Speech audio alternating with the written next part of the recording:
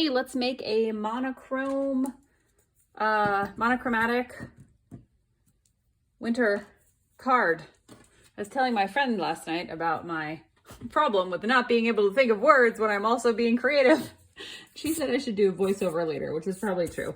Doing some water here, about that far down, somewhere right here. I'm going to be using one color and one color only, and that color is indigo. You can pick any dark blue or gray or black or purple or whatever you want to do. So I am starting in with a heavy indigo up top. And then we'll just go like this. Just don't add any more color to your brush. We'll get lighter and lighter as you go down. El Perfecto. I am gonna tap in more color at the top because I want it to be darker up there. But I don't want to add too much more down below. Now I am going to, actually, I'm gonna go down here and pick up a little bit of this color and just do a hint down here. Just a hint.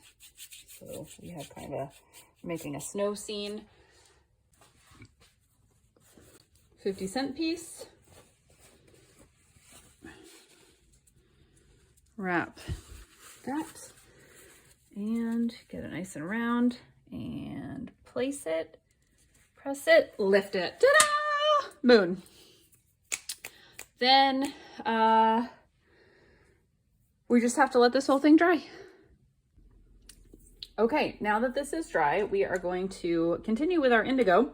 We are going to paint a suggestion of a mountain in the back. Whoa, hopefully with not all my hair on it. Just using my round brush.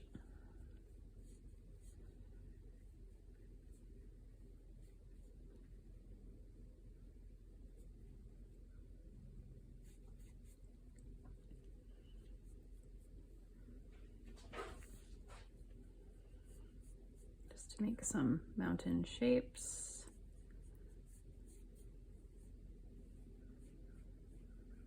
And then fill it into basically to where the foreground starts. And then I'm going to use a dry brush to pick up some areas of paint just to lighten it a little bit. It's being hit by moonlight. It's not going to be perfectly, what's the word I'm looking for? I want to say symmetrical, but that is not what I mean.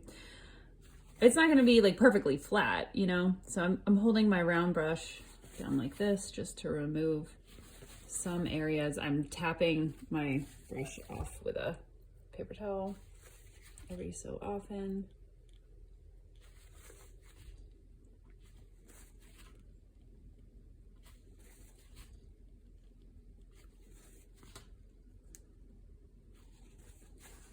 So there we've got some mountains.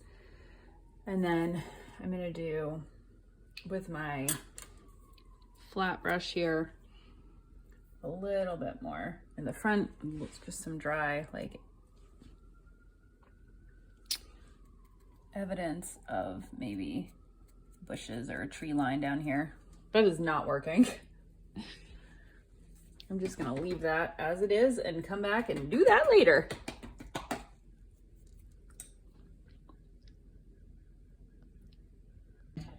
Okay, now it's time to add the foreground. I want some very thick, so it's very dark indigo. I'm just gonna start etching in some trees. Some trees. Put one right here. It's gonna go real tall.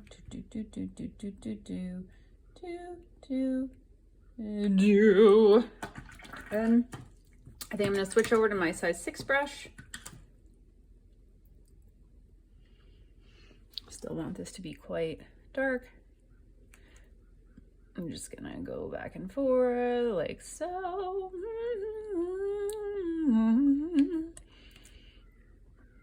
You're just holding it at an angle, drawn out.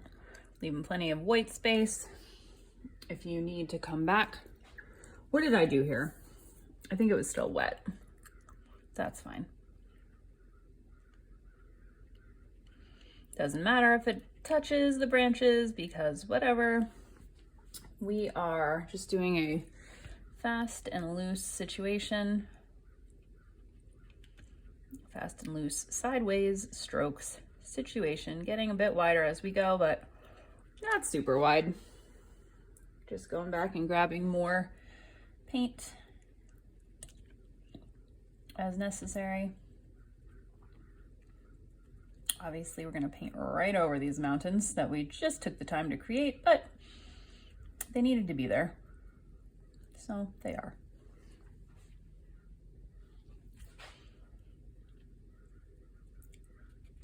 Again, just holding my brush sideways.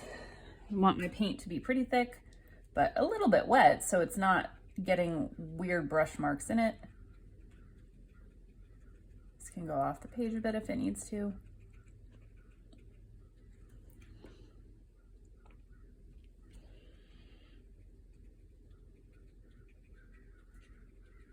Okay, so we've got one tree. Now we'll do the same thing. Whoops, I have a bunch of paint mushed up on my brush. I'm gonna try to get rid of that. Okay, we're gonna do the same thing again, just real close. These trees are gonna kind of bleed into each other.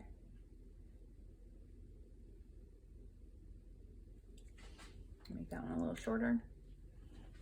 Same thing, just a back and forth.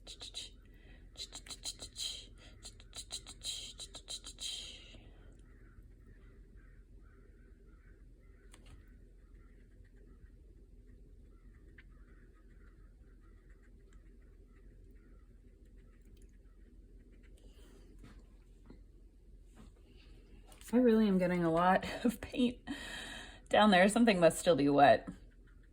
Wait until your paint is dry. Don't rush the process. Do you like my song? I think that stuff like this is fun. You only need one paint color. You can test, not test, but play around with pigment, like how pigmented, how much color is on your brush. You can, I don't know, I feel like it's a fun experimental way to get more familiar with relying more on how much you have on your brush and how watered down your paint is rather than relying on changing up colors. Plus it's just simple. I think it makes it more elegant, not more elegant, but an elegant composition. That's pretty. I am gonna add in one more, maybe slightly moved over and maybe to where I can cover up some of that. Maybe like right here.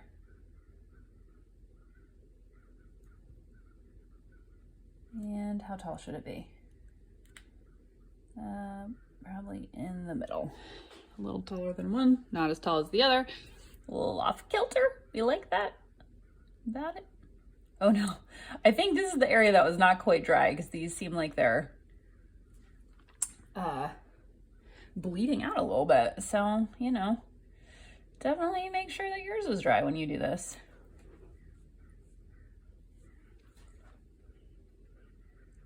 I could have put a paper towel on it just to double check, and I just didn't think to do that. So please learn from my mistakes and also know that it's okay to make mistakes.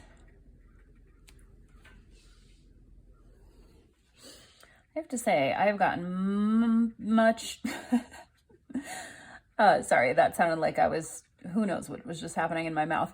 I've gotten so much better at just accepting that I make mistakes, at not believing the garbage that my mind tries to tell me about, which it doesn't even do as much anymore because I have trained my mind to not, or myself, not my mind. Like, I don't, when my mind is like, you're terrible, you'll never succeed, everyone's laughing at you.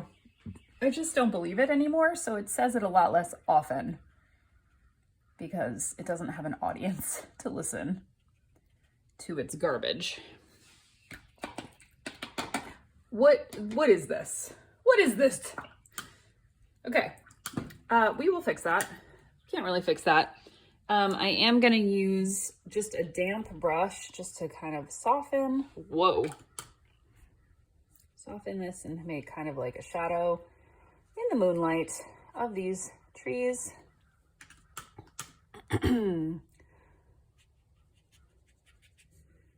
Definitely just a hint of a shadow.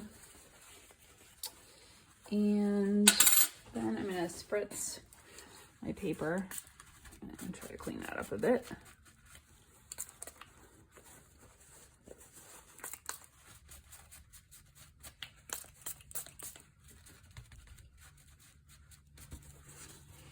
And then maybe, I know what I'll do. In the back, I'll put a few other little trees there to cover that up as if I hadn't done it. Okay, let me use my tiny little brush and just do a little stand of trees back there.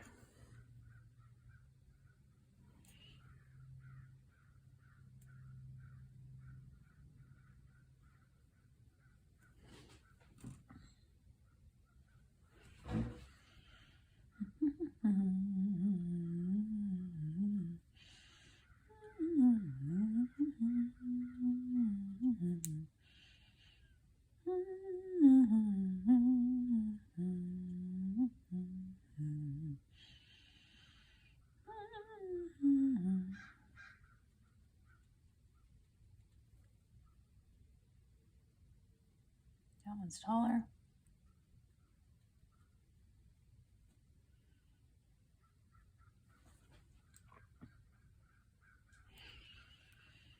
There's one there, two that I drew.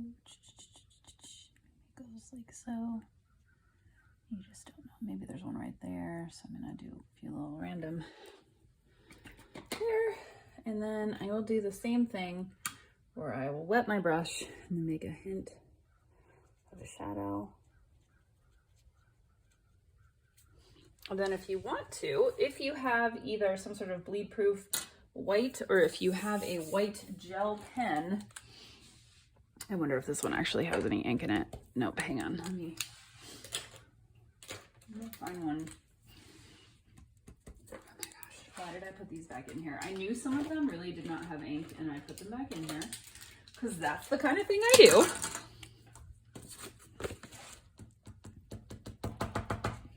That one's okay.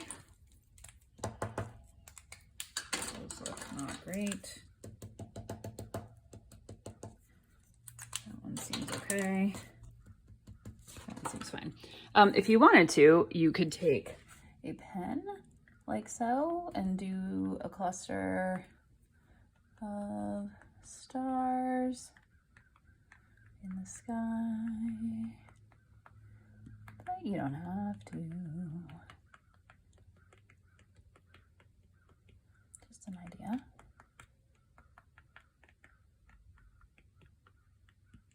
Okay. And then you really should wait for it to be entirely dry, but here we go.